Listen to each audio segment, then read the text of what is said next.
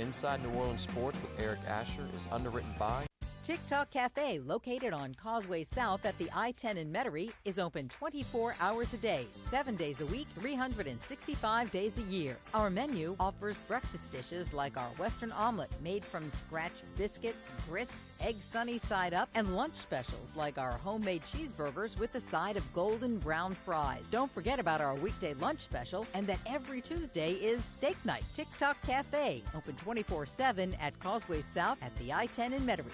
At Villeries Florist, we deliver the magic of flowers 7 days a week to the North Shore and South Shore in the New Orleans area. Whether it's for birthday parties, baby celebrations, Villeries provides colorful floral displays for all. With a store full of fresh-cut flowers, exotic tropical flowers, orchids, roses, and even fruit baskets, our goal is to make your vision a reality. Villeries Florist, proudly serving Louisiana since 1969. Mr. Ed's Oyster Bar and Fish House has been shucking here since 1979. Located at 3117 21st Street in Metairie, Mr. Ed's Oyster Bar and Fish House offers raw, fried, and grilled oysters, as well as a range of Cajun and Creole dishes. Enjoy a dozen with a smile.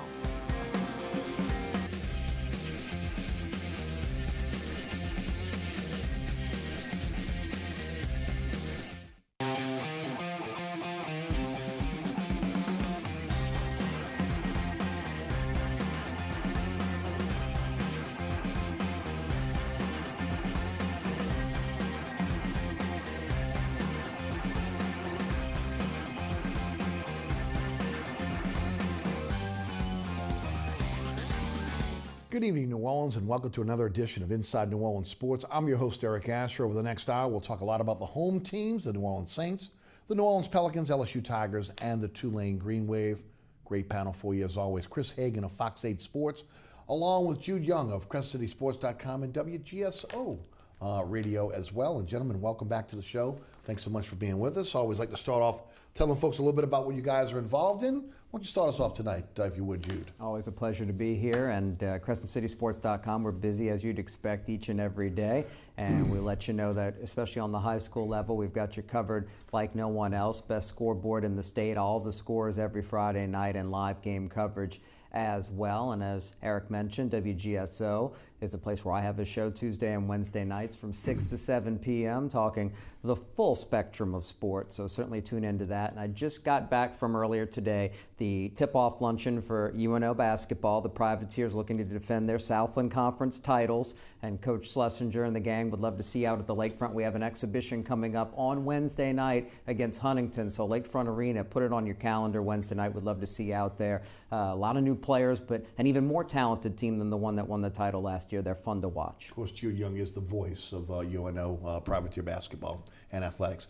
Welcome back, Chris. And look, I love the shows. Again, almost every night you got a great show on. Again, you've got your fantastic blog. And, of course, that app is incredible. Tell the folks about everything you guys are doing at Fox 8. Yeah, we got a lot of stuff going on right now. We've got Saints game plan every Thursday night at 10:30. We get you ready for the game. Fox 8 Football Friday, our high school show every Friday at 10:35. You can wake up Sunday mornings and catch us on the Fox 8 Live Tailgate, the final play on Sunday nights, and then Jim Henderson's Black and Gold Review, one of our favorite shows on Monday nights. And then, of course, Eric mentioned the Final Play app, a ton of great blogs. Sean's After Further Review blog is great. I have the Extra Point blog, Juan's World, football, and food from Garland. So a lot of great stuff on Fox8Live.com. If you want to know fantasy football, my guys got you covered. I'm trying to help you out there. My guys got you covered. I'm telling you right now, no doubt about it. Guys, Saints 52-38 over Detroit, 3-2. 3 in a row, second longest winning streak in the NFL right now. Won the last 3 games by double digit. And that game was probably the wackiest game I've ever seen. And I've seen Saints games since the inception. And there's been some wacky Saints games out there. But, you know, when you look at what happened defensively, where, again, they had 3 defensive touchdowns, 16 batted balls, 5 sacks and 5 takeaways by the defense. Offense was a juggernaut in the first half. Was barely putting along in the second half. But with that said, got to like the way this team is playing overall. They got to kind of guard against overconfidence this week going into Green Bay. But your overall thoughts on the Saints as we go into week 6 for them in terms of in terms of play Week 7 in the NFL. Right, so many positives. When it was 45-10 in the Dome on Sunday, I was getting texts and some conversations in the press box. It's like, did we just go into a time warp? Because if you remember the first game of the 2009 season, it was taking on a rookie quarterback, in this case, in Matthew Stafford, and a Detroit team that was not as good then, and the Saints embarrassed them as a contender as opposed to. This Lions team's pretty good, and the Saints were embarrassing them into the third quarter. It was great to see, but if anything, it might have been a good scenario the way the game worked out, because it brought this team a little bit back down to earth. It makes it easier to coach your units and tell them, look, we have things to work on, 11 penalties, the turnovers, a blown coverage here and there. So I think a lot of positives come from that, and overall being able to handle 3 pretty good football teams in a row by double digits. Nobody else in the league has done that. The Saints are starting to prove that they're actually a contender, and those of us who thought they might be going into the season feel a lot better than we did after those first 2 games. Your thoughts, Chris? Yeah, I certainly agree with what Jude said. I mean, it's a good thing that they won and they came out of that victorious, and I think it's showing that they're learning how to win. Maybe that's a game that, they probably don't. A couple of years ago, the last couple of years, 3 years, 3 7-9 seasons, they're not scoring 3 defensive touchdowns, and if they are in that situation where it gets to a 7-point game, they may not win that game. But I think this team now knows how to win. We asked Cam Jordan in the locker room after the game, what were you thinking when the game was getting closer and it got down to 1 score? He said, just win. Just find a way to win, and that's what this team was able to do. And like you mentioned, when you beat 3 good teams in a row, it starts to make some waves. And I think I saw a national reporter put the Saints in their top 5. I think it's a little early for that, but I do think that when they play defense, they're a good team, and you can't poke as many holes in the Saints as you can poke in some other teams because of some glaring issues, whether it be have a good defense but don't have a quarterback or an injured quarterback like Green Bay. There's a lot of holes you can poke in a lot of teams that I previously would have said were better than the Saints. Chris, what changed? I mean, what changed from Week 1, Week 2, where they got blown out by Minnesota and New England, to now 3 in a row? I think Week 1 is you got a lot of rookies out there. You got Anzalone, you got Marcus Williams, you got Marshawn Lattimore. You got some guys that have played better as the weeks have gone on, but that first week, it's Monday Night Football. It's in a hostile Minnesota. Minnesota comes out hot. They haven't looked that good since offensively. And then Week 2, it's the Patriots. They're angry. They have extra time to prepare for you. You have a short week. Then all of a sudden Week 3, and Week 3 is the one that stands out to me because that Carolina team, just when you thought the Saints exposed them, they go and beat Detroit in Detroit. That was a big win. Now they since fell back down to earth, losing to the Eagles, but that Carolina game stands out because Carolina's 4-2, another one of those teams that's considered a top 5, 6, or 7 team, and the Saints beat them in Carolina. So that's one that stands out. They beat up on the Dolphins, and to beat a resilient Detroit team that is always known for making good comebacks the last 2 or 3 years, says a lot about them. Yeah. What's your take, Jude? What has changed with this team? Well, I think it's obvious that they've started to find their roles, and there's a confidence level on the defense that you didn't see those first couple of weeks. They were feeling around as to what style of defense and what personnel they should rely upon, and the issues in pass coverage made it impossible for them to win. They were actually good against the run for 3 quarters against Minnesota, and they couldn't get off the field. They couldn't stop getting in their own way in the secondary, and hey, Sam Bradford was playing well then and made them pay. And then a bit of an overreaction. They were struggling in zone. Let's play more man-to-man against Tom Brady. They kind of had to at the time, but it didn't work out very well.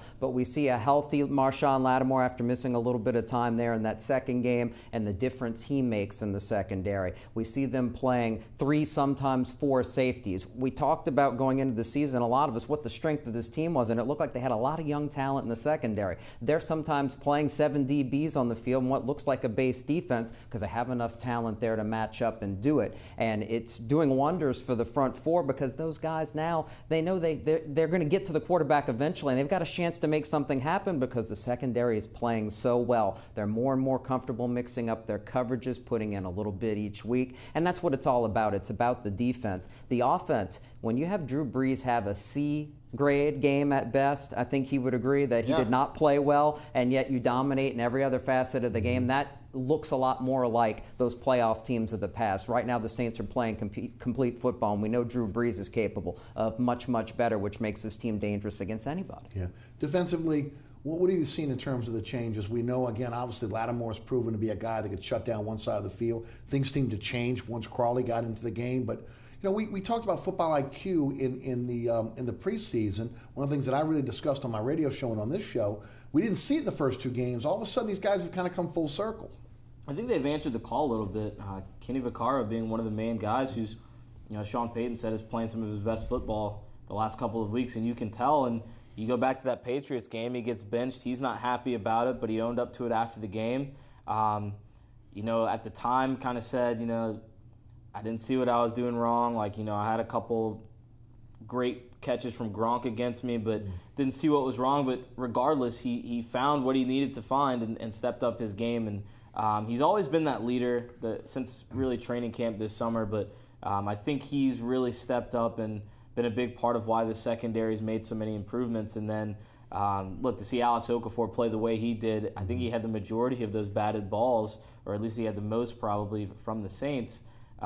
It's outstanding to see that opposite Cam Jordan finally. Yeah, no doubt. And I think Dennis Allen's finding a way to use players like Vaccaro in positions where they can be the most successful. He's having the chance to play around the line of scrimmage more. He can be an asset in coverage in the slot too, but he's a playmaker within 5 yards of the line of scrimmage. He's not a guy that's set to play 15, 20 yards off the ball and play in space as well. That's not his forte. So this is figuring those things out, trusting a Marcus Williams as a rookie a little bit more to be that deep center fielder. He made one mistake coming up in support there on the touchdown by Golden Tate, but normally he's taking away the deep ball. The Saints aren't giving up explosive plays very often, and it's really hard to drive down the field on a team that can deflect that many balls. And you mentioned Okafor giving that partner along with Cam Jordan. This is a team that's suddenly dangerous coming off the edge. And Sheldon Rankins, unsung hero. He's taking up blocks. He's pushing the pocket. If he's taking up 2 blockers, that's opening up a lot of playmaking opportunities for everybody else. You know, interesting, both you guys bring up Vaccaro because, again, he wasn't playing well in the first couple games of the season. A lot of that I put on Dennis Allen because he had him more in deep coverage, you know, trying to cover guys in space. Look, it's tough to cover Gronk. I don't care who you are at this point. Yeah. But now he's put him in the slot a few times. You know, last 2 games, they haven't used the third corner. They've utilized him in the slot to be able to cover wide receivers. That was something we were told he could do coming out of the University of Texas, but he hasn't done it consistently since he's been in the NFL. For the last 2 weeks, though, he's done a pretty good job. I think it's something he takes a lot of pride in. It was pretty funny. I think on Twitter he was mentioning one of the other DBs got robbed of a pass breakup in some stats, and he said he had 3 as well. And so it's something he takes pride in. He wants to show that he can play coverage. He's not just a run-stopping safety, and it's finding that, you know, area of the field that he's best in, and the slot seems to be it. And like you mentioned, I think Marcus Williams, he's a fast learner. Getting him out there more and allowing him to be that center fielder is the strength of Marcus Williams, and it's the strength of Kenny Vaccaro to be close to the line of scrimmage. It takes away a lot and provides excellent run support. And, of course, Anzalone goes to IR, and Craig Robertson, who was your leading tackler last year, comes in. They don't miss a beat. It's amazing what Robertson was able to do to step in there, but people need to remember that last year early before injuries, he was playing more outside and was having his better ball games of that year. When they asked him to slide into the middle, that's not his forte, and he did struggle. It's funny because he's not the greatest guy as far as speed from sideline to sideline, but he reads things exceptionally well, and he's much more of a finesse guy than being physical. Again, we talk about guys like Rankins doing their job, Tyler Davison really good up front. Everybody's playing their assignment. And these linebackers are coming untouched, and A.J. Klein as well. He's not making a lot of plays, but he's making the steady plays. They're not giving up big chunks of yardage in the running game, and that allows them to be physical in pass defense. That's what the strength is now. Kenny Vaccaro physical in the slot. Ken Crawley, he's going to risk getting called for some penalties because he's going to be physical at the line and all the way down the field. Obviously, Lattimore doesn't have to be because he's so immensely talented. He's just flypaper on receivers so far. So being able to do that, though, that combination, the Saints aren't giving away cheap stuff, and they're not giving away too many big plays, and that's a combination for success for any defense. No, Chris, it begs the question, when Delvin Breaux is eligible to come back in Week 9, where do you play him? Yeah, I literally just thought about that a couple days ago. I was like, wow, they still have Delvin Breaux that's going to come back. And look, I think that's just another added asset. But it is a question of where you're going to play him. Can you play him in the slot? You don't want to move Crawley inside. He's a guy that's better outside the numbers. You're not going to touch Lattimore, which was the spot that Breaux played once before. So the only real spot for him right now is probably in the slot. Yeah, and he's another physical guy. I think he's a good tackler. He's got that body type where he can play the run just as well as maybe not just as well, but pretty well like Vaccaro. So he's a guy that can play in there, and he brings physicality to the field. He brings fire. So, look, there's never a problem with depth, especially inexpensive depth that he and Crawley bring. So just having him back, I think, can do wonders. Yeah, but I would say they can't rush him back. That was the problem last year. They rushed him back. He's been brittle really his whole life, really since he's got into football, going back to, again, what happened to him with the broken neck at LSU, the whole 9 yards there. But he comes back, he gives you a guy that again, is a physical cover corner. Your thoughts on how they utilize him when he comes back? Well, it's huge that they have another guy who fits what's become their style. So the next question is, like you say, when does he come back and how does he fit in? I think one weakness this team has, if you want to call it that, just in personnel, is they don't have a natural slot cover corner. They have a bunch of guys who excel more on the boundary, playing outside and playing physical. Don't be surprised, depending on the matchup, if we do see Lattimore start kicking inside against those dangerous matchups. You've got 2 games against Tampa Bay. Deshaun Jackson can kill you in the slot. It may just depend on the opponent and that versatility that may be able to come into play because you have so many options on the outside, and Lattimore being that good. By the second half of the season, when those division games come up, that might make this an even better defense because it can match up better in the passing game. If people want to bring more receivers and more receiving threats on the field, the Saints are going to have ammo to be able to match up with that. Yeah, and there's a lot of dangerous guys that, this team is yet to see. Julio Jones, Mike Evans, guys that Delvin Breaux's gone up against and had success against before. So like you said, I think that can be a big tool. Guys, 3 really good weeks for this defense. Real, fool's gold? I'm gonna say real right now. It's kind of some of the stuff that we saw in training camp. We're starting to see some of those flashes of brilliance we saw in preseason games come to fruition. I think they're healthy enough that we're seeing what they're capable of come out. They're certainly playing with that type of confidence. They're executing. It's not necessarily just having a good game plan. It's executing that game plan, and they did it to perfection against Matt Stafford and knowing he'd get the ball out quick and batting a lot of those balls. So I'm going to say real right now. I agree. I think it's real because the personnel is there, and what we've talked about. We have so many strengths to discuss now. Now, you're going to tell me they're going to stay healthy. They're going to stay healthy up front. They can't replace a Cam Jordan. They can't replace a Sheldon Rankins. These are guys they need to be able to stay out there. But a lot of NFL teams have the same issues. They lose a guy or two. You're seeing New England struggle mightily on defense with just a couple of injuries. Yes. But the personnel they have right now with a little bit of good fortune, yeah, they're legit. Legit being if they're a top half of the league defense. If they're in the top 15, then this team can make a run in the playoffs, and anybody can win the NFC. If they're there and healthy, they can win it. You know what, Jude? Last week, the Saints had more rushing yards than passing yards. I don't think we've seen that maybe since 2009.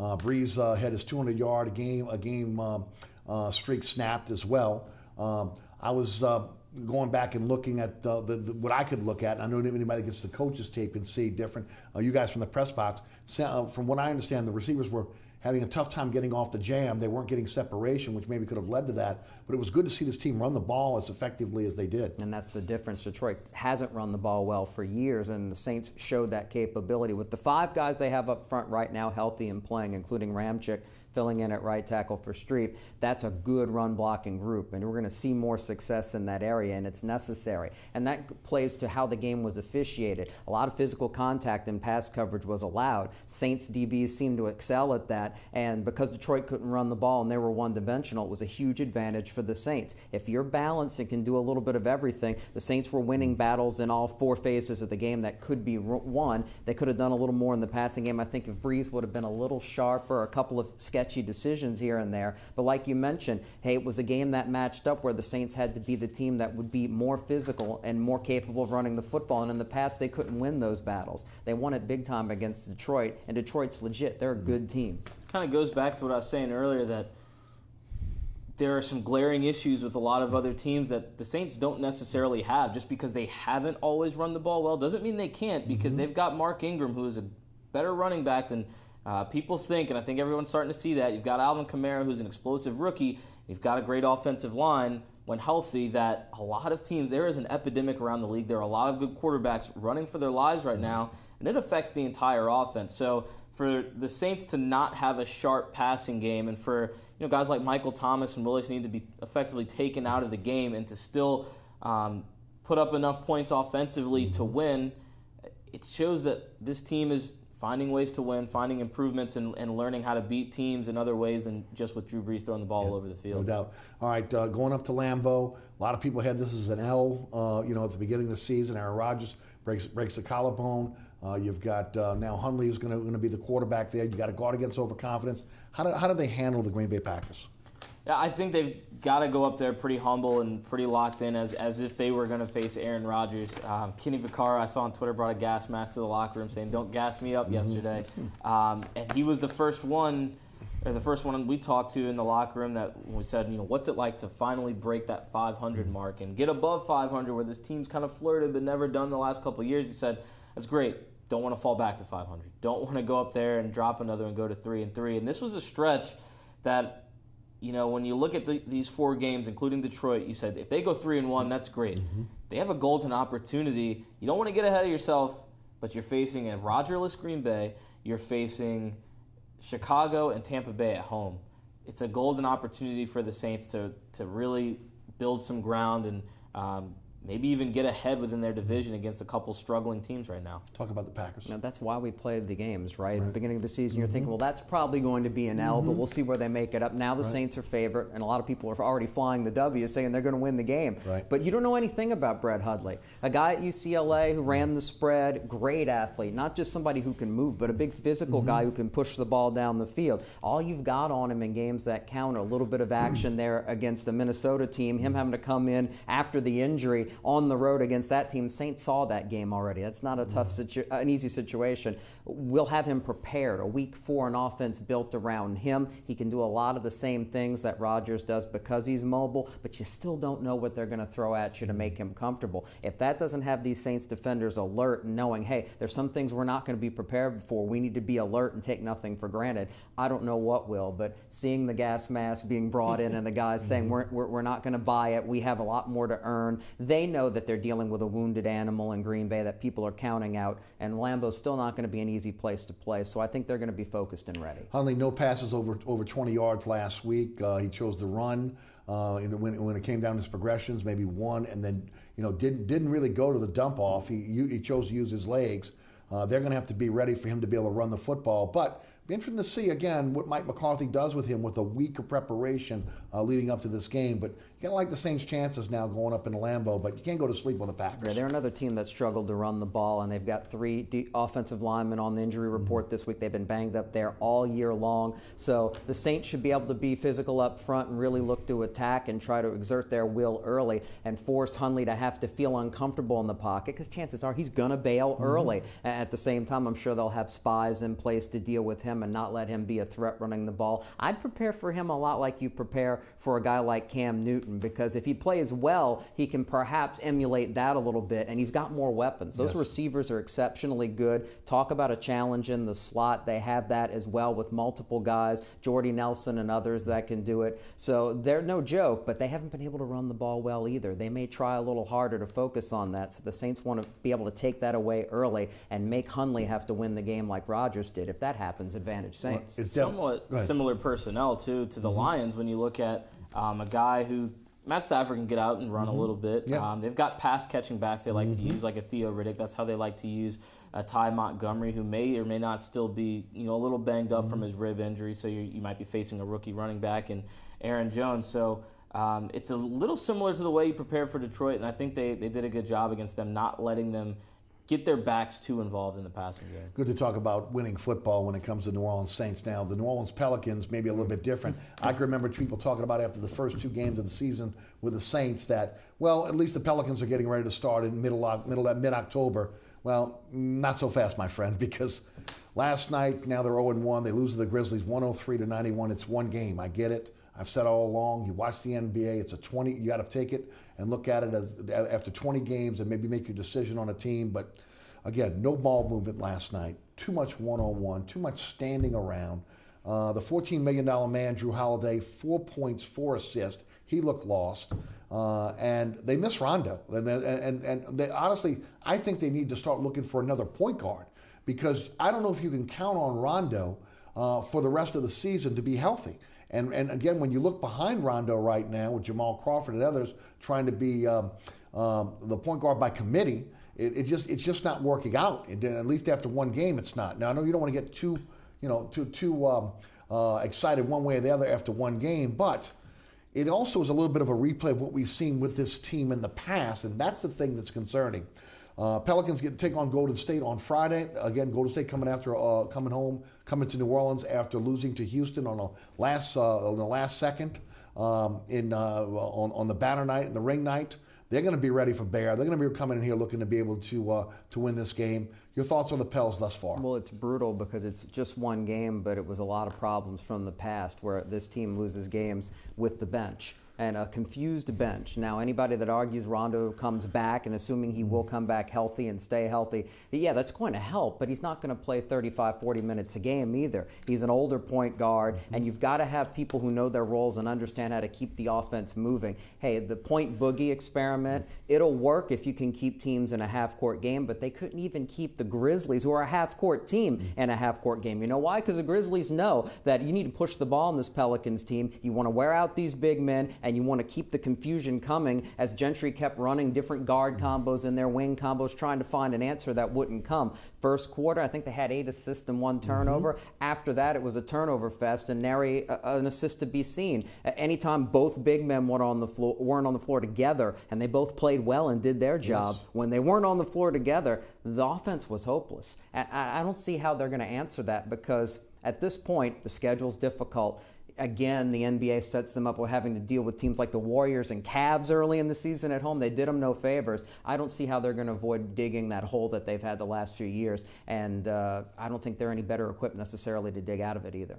Yeah, it's a bit demoralizing just because, like you said, it's some of the same issues that we saw a year ago, and you get the same soundbite from Alvin Gentry going into Game 1. I think you'll see once this team is healthy that they're a team that can compete. Look, they're injured, and once again, you lose Rondo, it's another huge piece, another huge loss when it comes to what they want to do on the floor. So, again, with an early schedule that's not going to give them any favors, this team is putting emphasis. They've said it themselves. They don't want to start slow, but it's looking like it could be that way again. Now, look, DeMarcus Cousins called it fixable issues. I think they know that when things got rough, they settled for that initial drive too much. They settled for that first shot too much, and really weren't working the ball. But that's been the issue for years now. No matter the personnel that's come in and out, the ball movement gets stagnant. A lot of guys stand around and watch Anthony Davis. Now they get to stand around and watch Boogie too, and it hasn't gotten any better. No, and I think it's the problem. No ball movement. It's like a playground game. It literally is like a playground game where, again, I'm going to get mine. And that's what it was last night. And look, you've got two guys that obviously are two of the best in their position in Davis and Cousins. And you got to have complementary players that will do the dirty work. They can get the ball up. They can knock down shots when it comes time to knock down shots. One thing I did like about last night is, again, Anthony Davis down low. I never liked the way Gentry moved him out of the paint, away from the basket, foul line extended, in the three-point line. I think he will excel this year low. We know that Boogie Cousins can shoot the three-point shot. We know also he's physical enough to take the ball off the dribble on most centers and to be able to get his shot inside. The question is, what's going to happen with the surrounding cast here? How are they going to mold into a team that when one of these guys go out, they can still generate offense, they're not turning the ball over, and oh, by the way, defensively, they can be a force. Well, you mentioned it. Drew Holiday, what is he doing? Does he know what his role is with this team? He can't be passive. You don't pay a guy over $25 million a year to say, well, play off the ball a little bit and every once in a while take it and do what I don't even know what they're trying to do with their sets on the floor. I was confused to try to figure out if there was any pattern to what they were trying to do when they weren't running the offense through Cousins and Davis. And Holiday's confused. You look at the coaching and say, what is your goal here with Drew Holiday? Or is it a matter of getting in his face and he's not doing what he needs to do? If there's no Rondo during this stretch of time, when Rondo's not on the floor when he's back and Holiday is the best guard on the floor, shouldn't the offense be going through Drew Holiday? Isn't he a guy who's supposed to be a really good combo guard? That's why you re-signed him. The guy doesn't get in the paint enough. He doesn't get to the line enough. His aggression needs to take a real step forward to earn that money and help this team win. And I haven't seen it in him. He's going to have a good game. He's going to have a bad game. and he sort of just goes with the flow, and if he feels good that night, you'll get good numbers from him. He doesn't seem like a guy who's going to be an alpha and be a leader, and you don't pay guys to be, that kind of money to be guys who stand and sort of let the game come to him. He needs to take over. Yeah, 5 years, $126 million, 14 a year. Right now, he's the highest paid player on this team, even more higher paid than Anthony Davis. Yeah, and look, like you mentioned, that's not what you pay a guy for, but the roles aren't defined. We went and talked to the Pelicans, after it's announced that Rondo is going to miss 4 to 6 weeks, and you're asking guys, so who's going to be the point guard? Who's in this role? Who's in that role? And it's a lot of, it's fun, Boogie can bring the ball up, AD can bring the ball up. We don't have that defined point guard. All the guards can work together. Clearly, that's not the case right now. And I think that lack of a definition of a role can hurt them. And, I don't necessarily know that Drew has to either be an off-the-ball scorer or a point guard. It can be an and-or situation. It's a league where there are a lot of aggressive point guards, and I think if Drew could tap into that and, especially if AD and Boogie are on the floor, if he can turn into that alpha, but an alpha that can still find the open man, I think that would do this team a lot of good. Guys, I had Ali Cassell of the Bird Rights on my Spat radio show today, and one of the things he talked about was Jamal Crawford and his struggles, which, again, as soon as Crawford got in the game, you started seeing turnover after turnover. Couldn't even make an entry pass into the paint. He mentioned Jameer Nelson, and he also mentioned Jamal Crawford doesn't have a guaranteed salary. And again, the Pelicans are butting right up against the luxury tax threshold here. They don't have a lot of money to spend. Jameer Nelson was on that Denver team. He knows that offense. He understands what Chris Finch wants. That may be an answer down the line here, especially if you can't count on Rondo for the full complement of games going forward. Yeah, and Crawford was a guy who came in last year on a contract and fit into a role. There was a defined role. The team knew what they needed him to do. And this year, because they are changing how the offense is supposed to run, you would have thought, well, this is a guy who performed last year. He's going to be worked into the mix, right? Well, you look at the box scores, because I didn't watch the preseason games, but I looked at the box scores because I wanted to know who got the minutes. Crawford didn't get many minutes. Right. So it was almost like he was thrown out there with hope being the only plan, and hope's not a plan. And you give a guy like that free reign without any structure, that's the reason why he worked himself out of the league the first time. If he doesn't know what he's doing, he's not going to be successful. But the problem is you've got other nice veterans who are good role players who didn't look comfortable on the floor. Well, Jordan Crawford, last year when he had success, he was a guy, was a catch and shoot guy. Yeah, that's his role. That's where he's most comfortable. But you got a lot of guards out there who are told maybe handle the ball, maybe not handle the ball, and it's not a fluid offense to watch right now. Now, as far as Jameer Nelson, it's a guy that, like you mentioned, he knows the offense, he knows what Finch would want to see in that offense, but at the same time, it would just be more patchwork for the Pelicans. Yeah, it is. It seems like you plug one hole and here comes another leak in a sinking ship. Well, that's why, again, you've lost Rondo. You cannot lose either AD or Boogie, okay? There's just not enough quality depth on this team to withstand that going forward. And honestly, guys, too much chatter with the officials, huh? Boogie Cousins gets his first technical. These things add up now over time. I understand there was heckling from the stands, but as a player, you got to shut that out. And you can't jaw with the officials. Even Anthony Davis, who in the past has not been one to jaw with the officials, he was jawing with the officials last night. Maybe it could have been because of the strep throat. He wasn't feeling well. I don't know. But, that was something that I always thought that AD would be the guy to calm Boogie down, not get involved in the chorus of conversation with an official. But who's the more dominant personality? It's Cousins. So those guys have been together the whole offseason working together. And yes, I think that AD's been a great influence on Cousins. I think that's a big part of the reason why he's in the best shape of his life and believing that they can be a dynamic duo together. But at the same time, that's when you're preparing for a season, you have a lot of high hopes, and things aren't going badly. When things go badly, you tend to revert to the person and the personality that you have. And hey, things weren't going well last night, and what does DeMarcus Cousins do? He complains, his body language is bad. And if you're Anthony Davis, and this is the first star that you've been able to play with your whole career, and a guy that you looked up to even back when you watched him at Kentucky before you came along and followed in his footsteps, hey, if that's your role model, what's going to happen? Bad things. If bad things happen on the floor, DeMarcus Cousins isn't going to be a happy camper. And unfortunately, AD is going to take on some of those habits, and the personality of the team kind of goes through what Cousins is. Your take on that? I think it's just a matter of frustration. Hopefully we're all reading into this way too much. Well, it's only one game. Yeah, and look, it's only one game, and you can't take any moral victories. Even if you lose to Golden State, it'd be nice to see the team come out and perform a little bit better on a stage like that. But I think it's a product of frustration last night. I think they know they're a more talented team than the Grizzlies.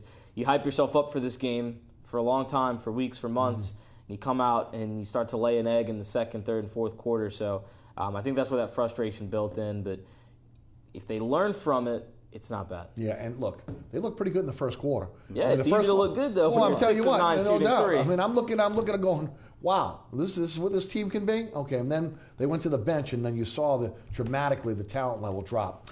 You're watching Inside New Orleans Sports. Our guest tonight, Chris Hagan of Fox 8 Sports, Jude Young of CrescentCitySports.com and WGSO Radio. We'll take a quick break. We come back. We'll talk about the LSU Tigers. We'll talk about the Tulane Green Wave. We'll open up the phone lines as well. Don't go anywhere.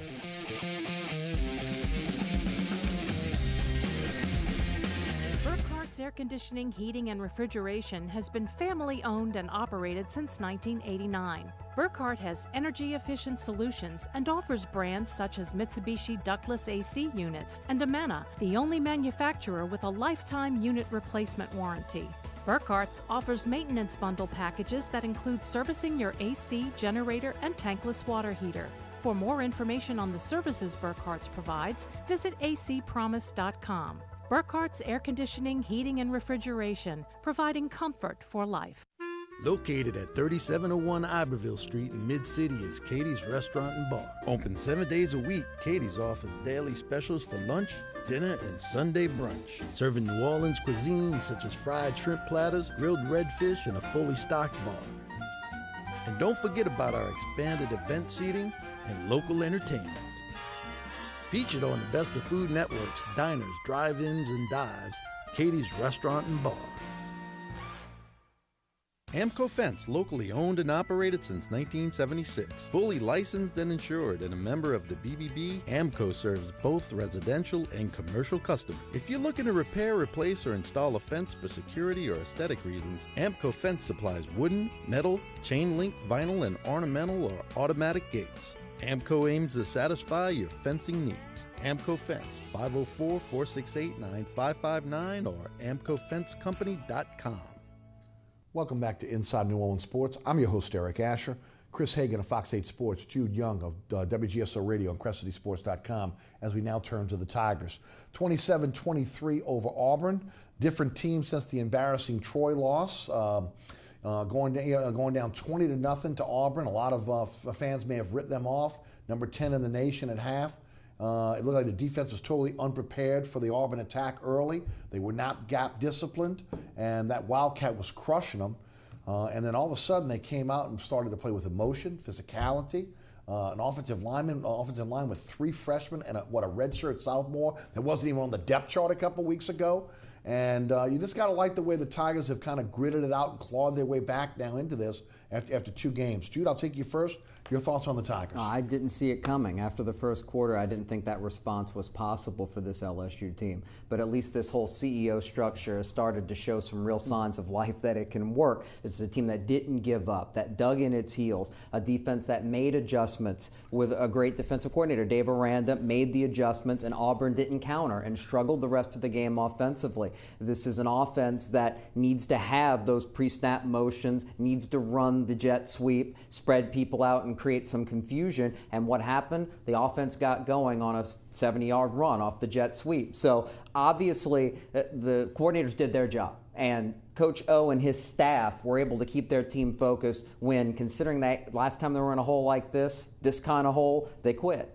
They were confused. They were in deep, deep trouble at Mississippi State, and it showed they had no idea how to respond. This team has figured it out. The win in the swamp helped, even though they weren't trailing in that ball game.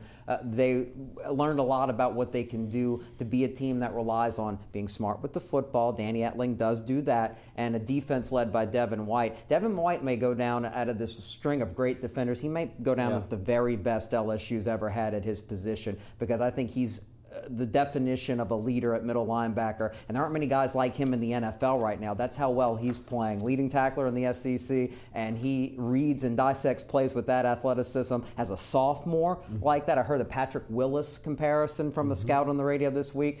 That's not too high a praise for him. He's that good, and his leadership off the field was important when they were struggling as well. So these young guys are starting to step up and show an identity as leaders, and that'll help this team grow. I love Devin White. That's strong praise from you on that.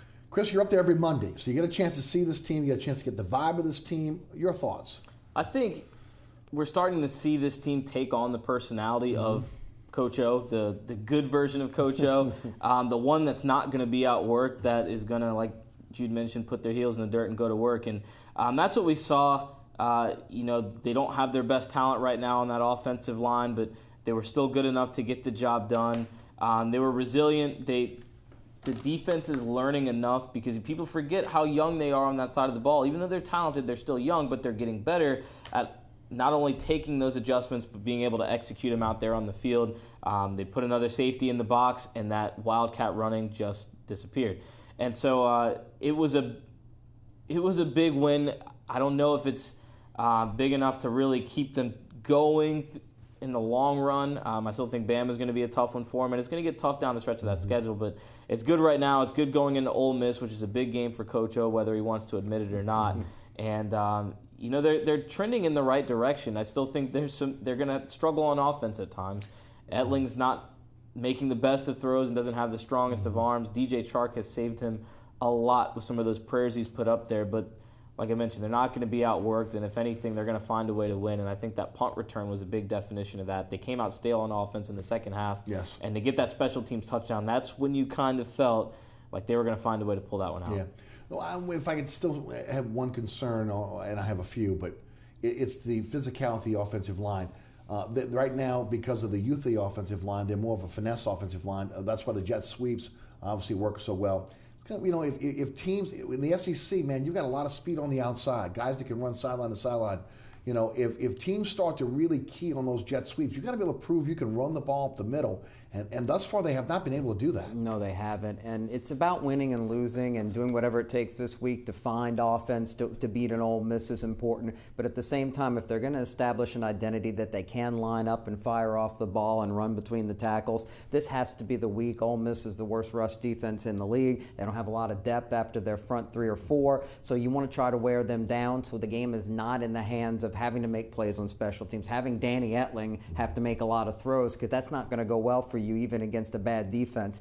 He's not that good. It is what it is. But this is the week they really need to establish and see a little bit more of Darius Geis that we saw last year. If he gets going a little bit and believes there's going to be opportunities to get to the line of scrimmage untouched, he can make things happen. And Darrell Williams has run extremely well. They need to be the 1-2 punch this week, because it's probably even after the bye, you'll get a little healthier, hopefully. It's going to be a wash at Alabama. It's not a good matchup for you. The defense would have to play another worldly game for you to have a chance to stay close with that matchup. But after that, Arkansas at home you can match up with. Tennessee, you can be physical. If you can have some north-south running game to go with that east-west component that keeps defenses on their heels a little bit, you should be able to see it after Alabama. But I really think it has to start against Ole Miss. Toby Weathersby, the right tackle, is supposed to be back. They may just go with the young guys, though, up front. They're not going to have KJ Malone. I don't think we're going to see him again this year. But they might just go with the freshmen and see if they can continue to gel, because over the course of the game against a good Auburn front, they played really well. Yeah, they did. But, again, also you got running backs, Etling and Williams, both a little nicked up here. Looks like at least that they're in a situation, Geis and Williams. It looks like Geis is looking like he's ready to come back.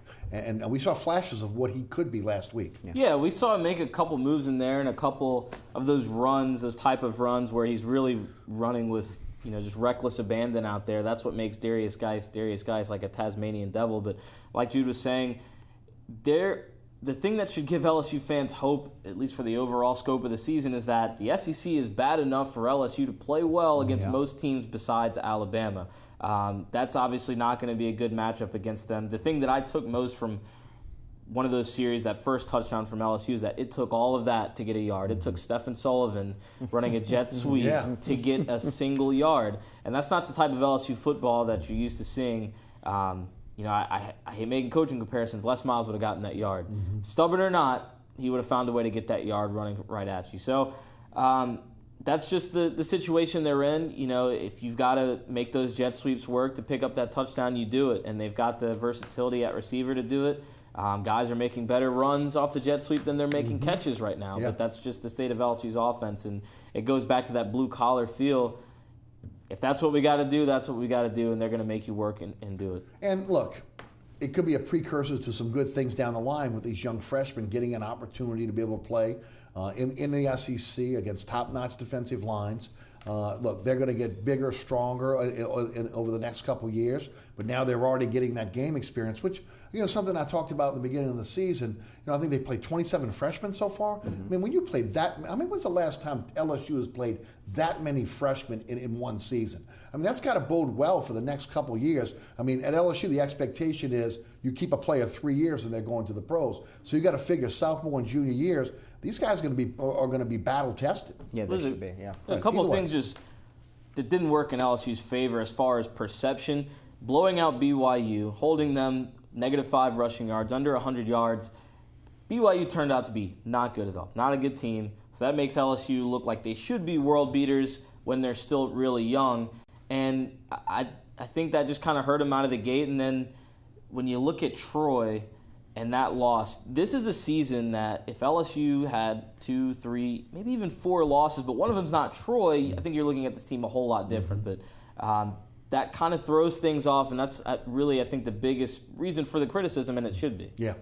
They weren't able to compete at Mississippi State. Let's not forget they lost by 30 at Mississippi State, and they were staggered, and they seemed to cave in on both sides of the ball a little bit. You saw a lack of effort and fire. Was that the youth? I had to be, because you saw a team that didn't have answers and know how to respond. There was confusion and some issues in coverage early on, and then they just got physically beat up. On the defensive line, they were playing a lot thinner early in the season. Immediately you had Lawrence get hurt, Alexander as well. Until Auburn, they didn't have Frank Herron, a senior, and another veteran who just gives you fresh legs in the rotation and knows how to hold his ground. That helped them over 4 quarters against Auburn, and that will help them go forward. But let's face it, they're thin in the trenches overall on both sides of the ball, and at least these young guys are getting experience that they should be better next year. But I can tell you this, every coach on Coach O's staff was at a JUCO game last Thursday night. They know that they're going to have to sign more junior college players than usual. They're probably going to need a JUCO running back because they lose Geis and Williams, and they're going to need more beef up front that can play. Now, they've got a couple transfers on the defensive line, and Tyler Shelvin, who was forced to sit out. These are really good players that fit as nose tackle types to help this defense function a little better. But they know they need a little bit more beef up front, and they need more playmakers on offense as well, because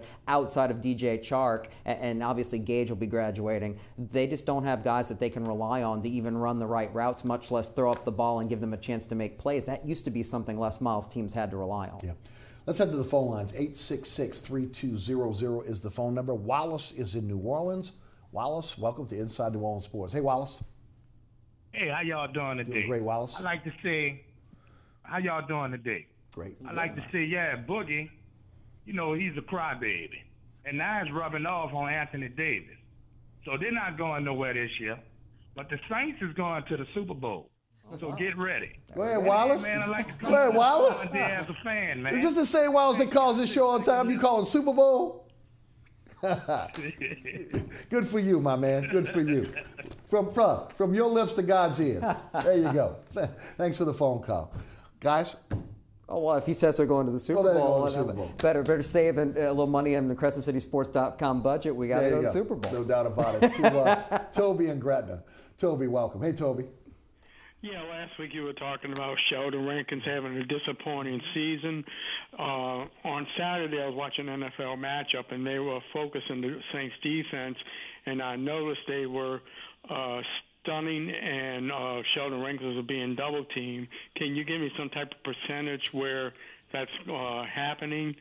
And I'll hang up and listen. Thank you. Well, I wish Sean Bazan was here, but he's not. But You mentioned about Sheldon Rankins. Your thoughts? It's obvious when you watch that he's being double-teamed because even though Tyler Davidson's a nice run-down tackle and we're seeing Onyemata develop as a player and he can hold his own up front, neither one of them are a threat to really push the pocket or beat their man and get in the quarterback's face. They're just not capable of doing it. So obviously Rankins has to take the double teams, but he also needs to be able to handle it, that role. He was supposed to be a three-technique guy who was going to rush the passer. He's having to be the guy who does something else entirely because they don't have Nick Fairley. But it's working. Why? Alex Okafor, Cam Jordan. That's why. And other pass rushing options that they have coming off the bench when they get their opportunities. Kikaha makes his presence felt a little bit. If you're having somebody take up two blockers, that's going to open up if you have playmakers getting one-on-one matchups everywhere else. And that's part of the reason why the Saints defense is having success up front right now. And they're stopping the run because Rankins is not getting rooted out of his spot. He's jamming up the middle and allowing other guys to do their job too. Chris, can you add anything? Yeah, you hope to see in a 4-3 defense that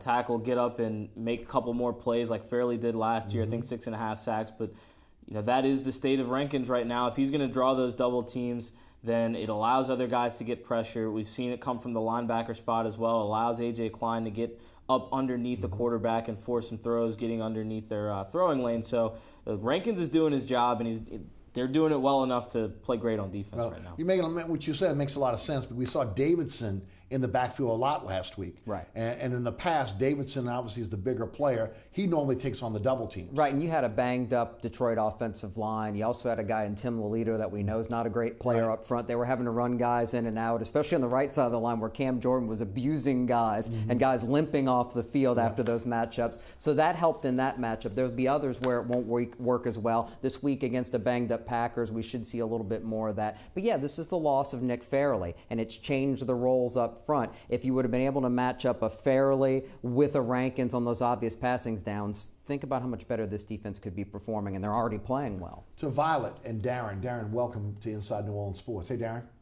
Hey, guys. How you doing? Doing great. My question is, Craig Robinson, he's the older veteran. I understand he doesn't have the speed that Anzalone has, and I noticed we tried to sign Nevada Bowman. Do you think that he's going to hold up for the rest of the season, or do you think we need to go out and find somebody to help him, in case he goes down or whatever? I love him as a player. I mean, look, I know why they got Anzalone in the game because of, again, his physical attributes, the speed, the size, etc. But I liked him when he was with Cleveland. When you saw him get a chance to play outside of special teams, he excelled. They brought him in here last year to be a special teams player. Once he got on the field, you couldn't get him off the field. And again, look, there's always going to be a problem with injuries down the line here. It is what it is. But I think he's done a fantastic job. I knew there wouldn't be much of a drop-off once he got in the game. Right now you worry about, well, can he hold up? Well, he held up last year. But anything can happen on a given play. Bad luck, guy rolls into your leg. And if that happens to Klein or Robinson, there's suddenly a major drop-off here at linebacker after those guys because Teo is just a matchup rundown type of player. When he was in there, when Robertson was out, when they were trying to rest some players up 35 points, the pass defense struggled. It was going to because Teo trying to play a nickel and dime, that's not what he's structured to do. So yeah, you got to hope those guys stay healthy. I didn't hear that Bowman signed with anybody. They had a trade in place, but they allowed Bowman to decline it and have his chance as a free agent. That's tough luck because he can still play. Maybe a Gerald Hodges, a veteran who was signed and is on the roster now, he might get acclimated enough to fill in if you need him because, hey, it's the NFL. Guess what? A lot of teams don't have depth at every position. And the Saints have a plethora of safeties as well, where if they needed to do that, they could go that direction. Any comment on Robinson? Yeah, I was just going to say, they're bringing in guys. They're looking at depth because I think they know that if one of those guys goes down, they could be in a little trouble there. You lose Stupar and Anzalone, but they do play a lot of three safety looks. They bring Kenny Vaccaro in the box kind of as that third linebacker a lot, so they can make up for it for now. Ed is in Kenner. Ed, welcome to Inside New Orleans Sports. Hey, Ed. The question I'm asking is what I noticed was when I know the quarterback was hurt and I know Tate got hurt, but Detroit kept the guys kept acting like they were hurt. I know some of the college coaches play that, and the question I was asking, did y'all realize that they would go out and they would come back in like a couple of plays later to try to change the momentum of the game? And, so that way the tide would change, and it evidently did. And, right. I was just wondering if y'all noticed that yourselves. I did not, Ed. Let me ask the panel. Did you notice that maybe they were injured and maybe kind of tried to slow the game down and then coming back? I took it more as they were just a banged-up team. And, right. The Saints were physically imposing themselves on a team for once, especially with that offensive line, with what Cam Jordan and Okafor were doing. They came into that game banged up there. That's why Stafford had to get the ball away quick. Stafford came into the game banged up. It's that point of the season where some of those things start to wear on guys, and that's what I took it as. Right. Guys, Tulane loses to FIU last week, Florida International 23-10, in a game where I think they just walked in overconfident. It was a horrible loss for them. They didn't execute. Banks had a bad game, and he's been carrying this team for the most part. It hurts their chances at a bowl game because you got to get to 6 games, and then they step up in class against South Florida this week. Your thoughts on the Wave? They still match up pretty well against the rest of their schedule. After South Florida, teams like Cincinnati and East Carolina aren't that good. They can compete with the Houston this year as well. So there's wins there to get 3 more at least and get to 6. But yeah, this one hurts because they could have been ahead of the game. But I think you're going to get a great effort, night game at Ullman. And Jonathan Banks is a winner and a competitor, and he knows how badly he played. If he plays better, they win that game. He was that bad, 36 yards passing, 5 completions. That was like last year's quarterback play. And I think you give a lot of credit to a guy like Butch Davis, who's the head coach of FIU. He's a defensive guru. He had a game plan ready, and Banks didn't react well. Now they've seen whatever wrinkles that they had to deal with that they didn't, and I think they're going to be fired up and play pretty well. If they get off to a good start, South Florida's going to have a dogfight in their hands because I think Tulane's a little closer to that team that beat Army, almost beat Navy, beat Tulsa, than the one that tripped over their own feet a little bit. Chris? Yeah, they won't say it. I mean, and there's some truth to it that you can't take points from one game to another, but they did lose a chance to bring some momentum into that South Florida game. But I think it is because after the big win over Tulsa, you're thinking, you go to FIU and win, and then we got South Florida. We're ready for the upset. And you look ahead and you can see what happens. So, like Jude said, I think they're close to the team that's really good, and they've shown some flashes. They can explode. Dontrell Hilliard had a couple really good weeks, didn't get as many touches as he probably should have against FIU, and so they've got the pieces there. I don't know if it happens against South Florida, but the rest of the schedule, you get Hilliard going, Banks has a good game. They're pretty tough to beat, and they play good defense. Yeah, they really do. And I think I said it last week, I think Hilliard is one of the best backs in the nation. He really is not getting the press he deserves across the nation on what he's been able to do thus far. And we wouldn't have thought, hey, Tulane, we've seen them create some opportunities by recruiting in-state running backs that have gone on to the NFL. Rob Kelly playing a lot for the Redskins now, and everybody knows Matt Forte. There's no question Hilliard's going to have an opportunity in the NFL. No doubt about it. Guys, I guess the word for this weekend is overconfidence, right? A lot of teams got to guard against it. Right. Saints, LSU going up to Ole Miss. I don't know if you got to be overconfident against South Florida if you're Tulane, but overconfidence might be the word of the weekend. No question about it. And I think when it comes down to it for LSU in particular, we're going to see how much control Ed Orgeron has over that locker room and the mental state of his team, because if they come out flat, fall behind against a Shea Patterson at quarterback, they're not going to have as much of an opportunity to catch up against Ole Miss on the road as they had against Auburn at home. They need to be ready early. Go ahead. Yeah, I was just going to say, this is going to be one of the tougher passing offenses they face. If they do get punched in the mouth early, they just got to continue to show what they did against Auburn, punch them right back, and stay in the game. Certainly better to be talking about winning football than the alternative, which is what we've done. Kind of rare these days. Yeah, no doubt about it. Chris Hagan, Jude Young, thanks for being with us on Inside New Orleans Sports. Thanks so much for tuning in. Remember, there's a rebroadcast of this program each and every Friday night right here on WLAE at 10 p.m. We're also statewide on Pelican Sports Television. That's 9 o'clock every Friday. Also on the Cox Cable tier, Cox 130, 10 o'clock on Thursdays, 2 a.m. on Saturday morning. Catch me on the radio, 990 a.m. WGSO. That's 11 a.m. until 1 p.m. weekdays. You can listen live, download the podcast at ericasher.com. The TuneIn Radio app is a free download for your smartphone or tablet, and you can take the show with you anywhere by using the TuneIn Radio app. All the previous episodes of Inside New Orleans Sports can be seen at ericasher.com as well. Again, special thanks to our guests tonight, Chris Hagan and Jude Young, and also to the WLE production staff. They do a fantastic job. Ron Yeager, Jim Dotson, Trey Lopez, Kenny Juno, and my director, William Hill. For Jude Young, for Chris Hagan, my name is Eric Asher. Thanks so much for watching. We'll see you next week for another edition of Inside New Orleans Sports.